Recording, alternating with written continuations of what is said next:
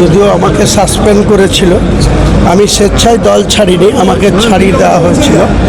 তো সেই দলের একজন নেতা, কলকাতার মেয়র, আরবান ডিপার্টমেন্টের মন্ত্রী ছিলেন, তিনি সবসময় আমাকে উদাহরণ দিতেন যে মমতা বন্দ্যোপাধ্যায়ের ছবি ছাড়া নাকি আমাদের কোনো গ্রহণযোগ্যতা নেই, বা আমরা মানুষের কাছে কোনো গ্রহণযোগ্যতা আমাদের থাকবে না। উনি নিজে যেটা ভাবতেন সেটা আমাদেরকেও ভাবাবার চেষ্টা করতেন। তো তিনাকে যোগ্য জবাব দেওয়া হয়েছে। মমতা ব্যানার্জি নিজেই 2021 সালের নির্বাচনে বর্তমান মুখ্যমন্ত্রীর কাছে 1956 ভোটে হেরেছিলেন। তারপরেও তিনাদের ঔদ্ধত্য কমেনি। তিনাদের মুখে মা মাটি মানুষের নেত্রী বলতেন, আর কোনো মানুষের সঙ্গেই সম্পর্ক রাখতেন না। তার ক্যাবিনেটের সদস্যদের সঙ্গে 5 মিনিট কথা বলতেন না। আপনি ইন্ডিভিজুয়াল লড়াই করবেন নাকি আপনি বিজেপির সঙ্গে একসঙ্গে লড়াই করবেন? কেন বিজেপির সঙ্গে লড়তে যাব? বিজেপি তো নিজেদের দক্ষতায়, যোগ্যতায় বাংলার মানুষের কাছে 260টি আসন জিতে নিরঙ্কুশ গরিষ্ঠতা লাভ করেছে। তারা তাদের ভালোভাবে রাজ্য চালাবে। আমরা বিরোধী আসনে বসে তাদের যে রাজ্যপাট, সেটা যাতে রাজ্যের মানুষের মঙ্গলে কাজ করে, মানুষের সব রকম মানুষকে নিয়ে কাজ করে, সব মানুষের সব জাতি ধর্ম নির্বিশেষে সর্বস্তরের মানুষকে যাতে পরিষেবা দেয়, সেটাই আমরা এই সরকারের কাছে আশা ব্যক্ত করি। মানে লড়াইটা কি তাহলে তৃণমূলের বিরুদ্ধে না? এখন তৃণমূল তো হেরে ফিনিশ, তার বিরুদ্ধে আর কি থাকবে? 6 মাস অপেক্ষা করুন না। তৃণমূল বলে কি বস্তু এটা আর থাকবে না। আগামী নির্বাচনগুলোয় দেখবেন তৃণমূলের টিকিট নিয়ে আর টাকা দিয়ে টিকিট নিত, তো এরপরে আর তৃণমূলের টিকিট নিয়ে কেউ লড়ার নাম করবে না, কেউ লড়তেই না। দেখুন, নতুন সরকার ভালো কাজ করবে, এটাই আমি আশা ব্যক্ত করব। আর পার্সোনাল যদি বলেন, মমতা বন্দ্যোপাধ্যায়ের প্রতিও যেমন আমার অনেক কৃতজ্ঞতা রয়েছে, বা আগামী দিনেও যতদিন উনি বাঁচবেন থাকবে।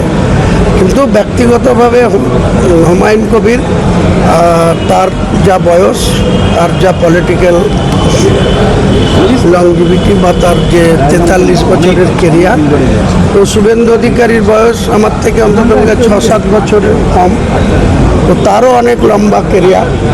ব্যক্তিগত শুভেন্দু অধিকারীর সঙ্গে বর্তমান মুখ্যমন্ত্রীর সঙ্গে আমার সুসম্পর্ক রয়েছে। রাজনৈতিক বিরোধিতা থাকবে, বিজেপির বিরোধিতা থাকবে। আমার আমজনতা পার্টির পক্ষে বৃদ্ধি করার জন্য, পার্টিকে শক্তিশালী করার জন্য আমার পদক্ষেপ থাকবে। দেখুন না, বাবরি মসজিদ রাম মন্দির করে ভারতবর্ষের ক্ষমতায় এসছে। বাবরি মসজিদের ইস্যু তুলেছিলাম বলে বাবরি মসজিদের বিরোধিতা করে 207-এ পৌঁছেছে। আবার 29 আর 12 আছে, আর 1 আছে। লোকসভার টাইমে এই বাবরি মসজিদ তৃণমূলকে ফিনিশ করবে, বিজেপিকে কতটা মাইলেজ দিবে, আর বাবরি মসজিদ প্রতিষ্ঠা করে আমি কতটা মাইলেজ পাবো, অপেক্ষা করুন না। হ্যাঁ, একাই তো লোকসভায় একাই লড়াই করবো।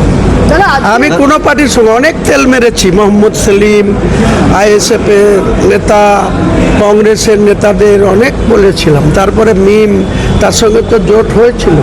তারা একটা ভিও বা AI ভিডিওকে সামনে রেখে ইলেকশনের আগে 12 কোটি টাকা খেয়ে নিল। এই ইমরান সোলাঙ্কি বলে স্টেট প্রেসিডেন্ট, ওয়াইসির মতো যোগ্য সম্পন্ন ব্যক্তি সেটাকে যাচাই না করে।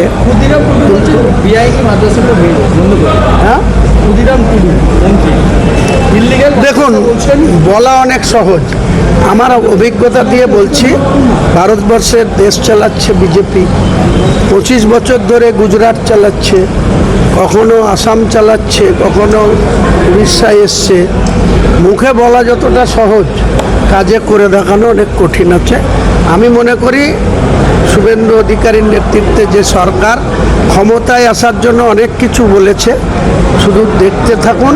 তারা মানুষের জন্য কাজ করুক, তাহলে আরও তাদের শক্তিশালী হবে, তারা আরও বেশি।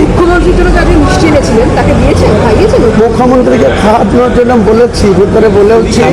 উনি বললেন যে আমি চেম্বারে গিয়ে ডেকে পাঠাবো। দুর্ভাগ্যবশত যখন চেম্বারে ঢুকেছিলেন তখন আমি অন্য কাজে ব্যস্ত ছিলাম, উনি বেরিয়ে গিয়েছেন।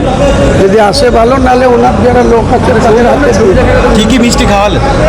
আমি তো নিয়ে এসেছি বিখ্যাত ছানা বড়া মুর্শিদাবাদের, আর মনোহারা দুটোই আমাদের মুর্শিদাবাদে শ বছর ধরে যারা মুদির এই মিষ্টিন্ন ভাণ্ডার, কালীমাতা মিষ্টান্ন ভাণ্ডার, এটা অনেক নাম করা মিষ্টি। আমি ছবি করাবো, ছবি করাবো। 7 ফর নওদা আর রেজিনগর থেকে কালকে যদি রিজাইন হয়, কারণ স্পিকার তো এখনো বসেনি, কালকে হলে করব, কালকে বোধহয় সম্ভবত হবে না। স্পিকার পরশুদিন বসলে স্পিকারের কাছে তো রিজাইন করতে হয় নিজের হাতে লিখে। ওখানে তো আবার নির্বাচন হবে তাহলে। হ্যাঁ, তো বাই ইলেকশন হবে। আমি ইলেকশন কমিশনকেও রিকোয়েস্ট করব এবং রাজ্যের মুখ্যমন্ত্রীকেও রিকোয়েস্ট করব। উনি তো আমায় জিজ্ঞেস করলাম, উনি বললো ভবানীপুরটা রাখবো, নন্দীগ্রাম ছাড়বো। তাহলে আমি নওদা রাখছি, রেজিনগর ছাড়ছি। এই দুটো আসনে যাতে আগস্টের মধ্যে বাই ইলেকশনটা হয়, মুখ্যমন্ত্রীর অনেক ভূমিকা থাকে আর ইলেকশন কমিশনকে বলে, কারণ সরকারি কর্মচারীদের পুজোর টাইমে সবারই ছুটি দরকার, সবারই তাদেরকে রিলিফ দিতে হবে। কাজেই আগস্ট মাসের মধ্যেই যাতে দুটো সিটে বাই ইলেকশন হয়ে যায়, মুখ্যমন্ত্রীর তরফ থেকেও রিকোয়েস্ট করব আর ইলেকশন কমিশন রেজিনগর থেকে কাকে রাখছে?